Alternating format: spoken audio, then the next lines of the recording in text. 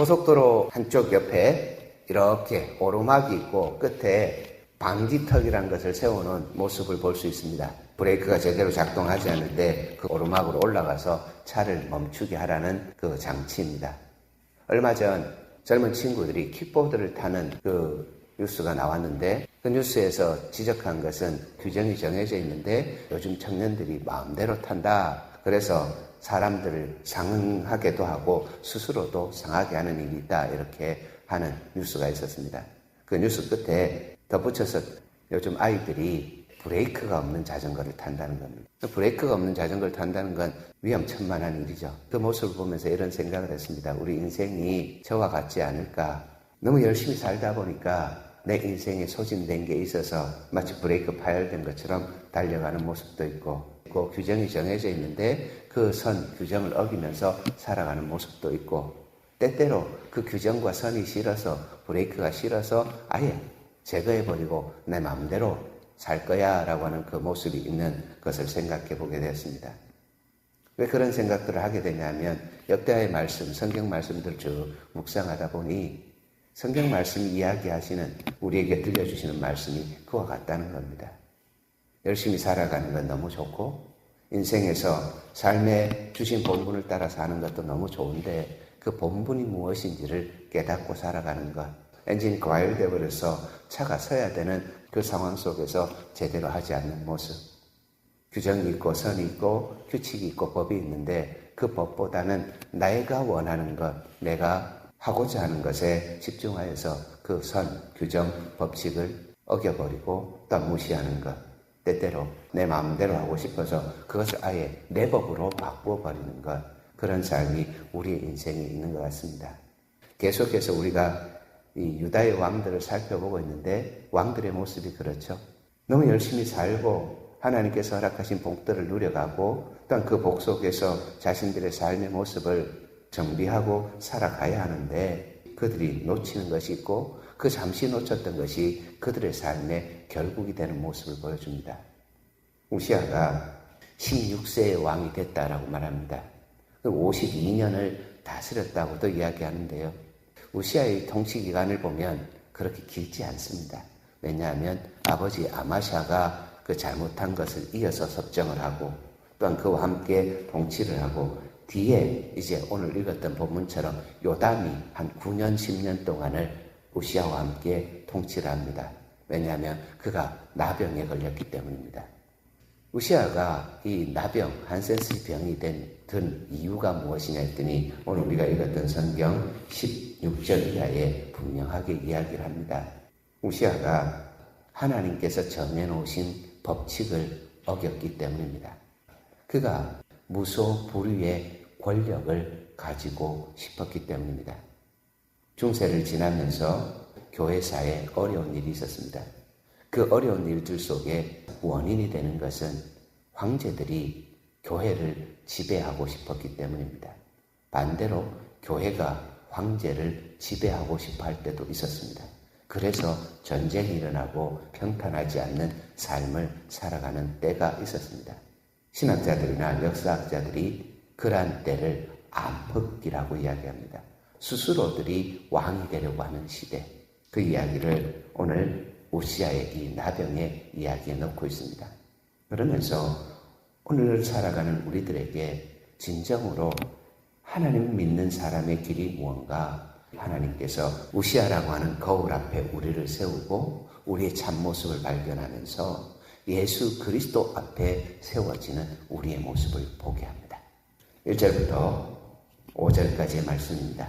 우시아가 16세의 왕이 되었고 그가 52년 동안 나라를 다스렸을 때에 그가 하나님 앞에 형통함을 누려갔다라고 말씀합니다. 그 말씀 속에 하나님의 묵시를 밝게 하는 스가랴가 사는 날에라고 기록하는데 이 의미가 도전이 되고 교훈이 됩니다. 우리가 24장에서 이미 하나님의 명에 취한 사람도 보았습니다. 스가랴 그 이름의 뜻이 무엇이냐면 하나님께서는 기억하신다. 하나님은 잊지 않으신다는 뜻입니다. 하나님께서 기억하시고 하나님께서 잊지 않는 동안에 하나님을 찾는 사람들에게 주시는 복, 형통함이 있다는 거죠. 이것이 우리의 삶의 복이요 형통함의 원리입니다. 하나님은 우리를 항상 기억하도록 하나님께서 예수 그리스도 앞에 우리를 세우게 하셨고 말씀 앞에 우리를 세우게 하셨고 말씀을 우리가 듣도록 하셔서 하나님 앞에 있는 삶을 살게 하셨습니다. 하나님의 기억하심, 하나님의 잊지 않으심을 우리에게 보여주시면서 너희의 인생은 형통할 수밖에 없다라고 하는 것을 가르쳐 주셨다는 겁니다. 그 가르쳐 주심 속에 우리가 해야 하는 일은 하나님을 찾아야 된다는 것입니다. 5절 말씀입니다. 하나님을 찾았고 그가 여호와를 찾을 동안에는 하나님이 형통하게 하셨더라. 하나님을 찾고 찾을 동안에만 형통함이 있다. 6절부터의 말씀은 그 형통함의 모습이 어떤지를 이야기하십니다. 그 형통함의 모습의 결론이 15절 마지막 부분에 있습니다. 그의 이름이 멀리 퍼짐은 기이한 도우심을 얻어 강하여 짐이었더라. 기이한 도우심, 세상이 알 수 없는 법칙, 세상이 알 수 없는 그 능력, 그것으로 하나님께서 우리를 도우신다는 겁니다.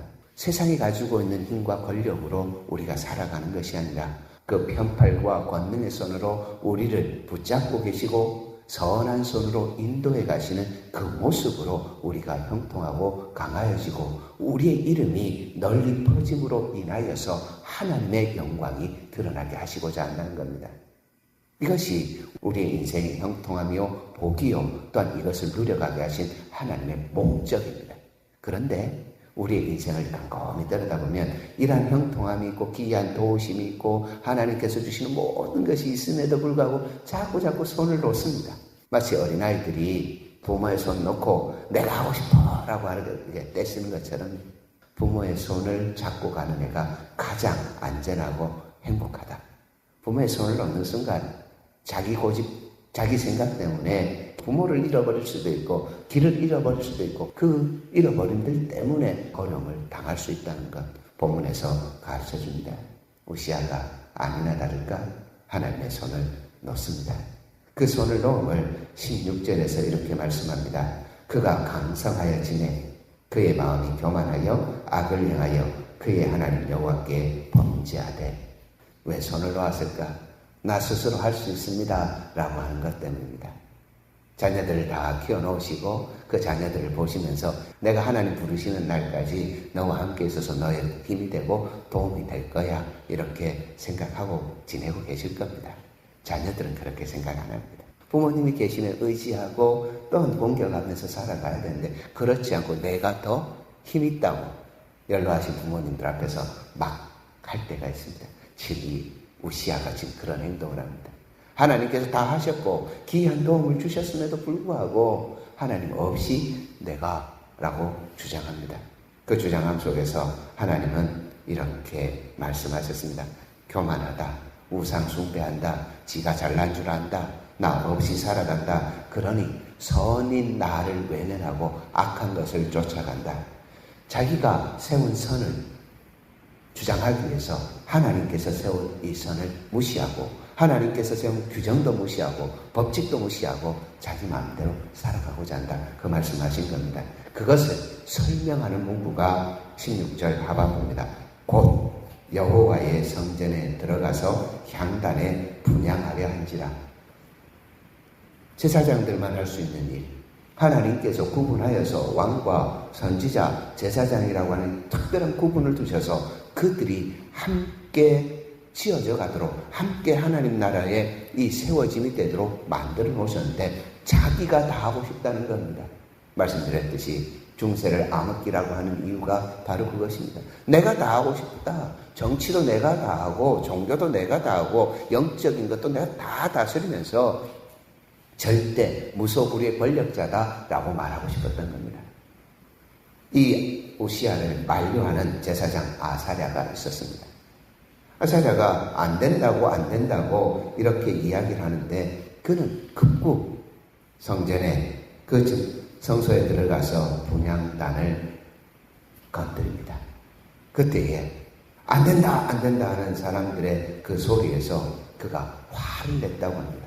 성경을 보면서 이 구절이 굉장히 도전이 됩니다. 우리의 모습이 그와 같기 때문입니다.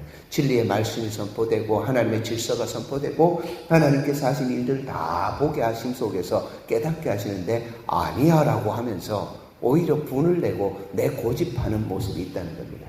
떼쓰는 그 어린아이가 바로 이런 모습이고 우시아의 모습이 이런 모습이고 오늘 우리의 인생 가운데도 이런 모습이 있다는 겁니다. 그때에 하나님께서 그를 치셨다. 화를 낼 때에 그에게 나병이 생겼다라고 말씀합니다. 그러면서 이 나병 생긴 한센스시 병자가 된 이 사람의 모습을 통하여서 하나님의 영광에 들어가지 못하는 구분되어진 악의 모습을 가지고 있는 사람의 모습으로 그가 목숨이 끊어졌다라고 이야기를 합니다. 목숨이 끊어질 때까지 한 번도 그가 하나님의 전으로 들어가지 못하고 하나님께서 하신 일들을 바라보지도 못하고 그저 별궁에 살면서 외로이 죽음만을 기다리는 시간을 보냈다고 말씀하고 있는 겁니다. 우리의 인생이 이와 같지 않은지를 생각해 보면서 이제 성경이 크게 말씀하고 있는 큰 선, 굵직한 선에 대한 모습으로 말씀의 결론을 내리겠습니다. 우리 주는 예수 그리스도만이 왕과 제사장과 선지자의 그 사명을 홀로 감당하실 수 있는 분입니다. 그 예수 그리스도 외에는 아무도 이와 같은 일을 하면 안 됩니다. 오늘 우리의 시대에도 동일합니다. 각자에게 주신 그 달란트가 있고 본분이 있고 사명이 있습니다. 그 자리를 지켜야 합니다. 목사는 목사대로, 향전직 직분자들은 향전직 직분자대로, 평신도들은 평신도대로 자신의 자리를 지켜야 합니다. 이 자리를 지키지 않을 때, 이 선을 넘어가기 시작할 때 우리의 인생 가운데 형통함이란 건 없습니다. 복이란 것 자체가 없습니다. 세상을 살아가면서 물질적으로 풍요를 얻고 내가 세상을 가지면서 명예를 얻고 지위를 얻고 모든 그 사람들 앞에서 칭송받는다 할지라도 그게 형통함이 아니라 오히려 하나님 앞에 악이 되고 세상 가운데서 놀림거리가 되는 것밖에 안 된다는 겁니다. 그러면서 오늘 우리에게 주신 자리, 하나님께서 우리에게 형통함을 주셨고 이미 생명과 풍성함을 허락하여 주셨기에 이 자리를 지켜나가는 것, 하나님께서 말씀을 통하여서 성령 하나님을 통하여서 우리의 인생 가운데 깨닫게 하시면서 브레이크 삼으라고 깨닫게 하시는 그 선명한 복음의 말씀 앞에서 우리를 세워야 합니다. 악하다, 교만하다, 하나님 앞에 범죄했다, 우리의 삶의 이 순간순간에서 들려지는 이 메시지 속에서 우리 자신을 세울 수 있는, 마치 우리가 혹시 브레이크를 제거한 인생처럼 살아간다면 다시 달아야 됩니다. 브레이크가 고장났는지 확인해야 합니다. 그리고 우리 인생 속에서 나의 열심으로 살아가는 이 과열된 인생, 거기에서 하나님께서 하신 이 역사를 통해서 우리 자신을 돌아보아야 합니다. 우시아라는 거울을 우리가 손에 들었습니다. 한쪽 손에는 예수 그리스도라고 하는 거울을 손에 들었습니다. 우시아를 바라보며 우리의 이 브레이크 없는 인생, 마음대로 살아가려고 하는 인생, 교만하여서 악을 행하는 인생의 모습이 무엇인지를 정확하게 발견해야 됩니다. 그리고 이 한쪽에 든 예수 그리스도라고 하신 거울을 보면서 이 악함, 이 교만함, 하나님 앞에 서 있어서 하나님의 말씀 어기며 살았던 이 죄악됨을 용서해 주신 예수 그리스도 바라보면서 우리의 직분, 우리의 본분, 우리의 사명을 지키는 이 하루의 삶을 살아야 됩니다. 그것이 하나님 주신 복, 가장 크고 확실한 복입니다. 저의 여러분의 삶이 그 복을 누리는 그 형통함 있는 삶이 되기를 예수님의 이름으로 축원드립니다.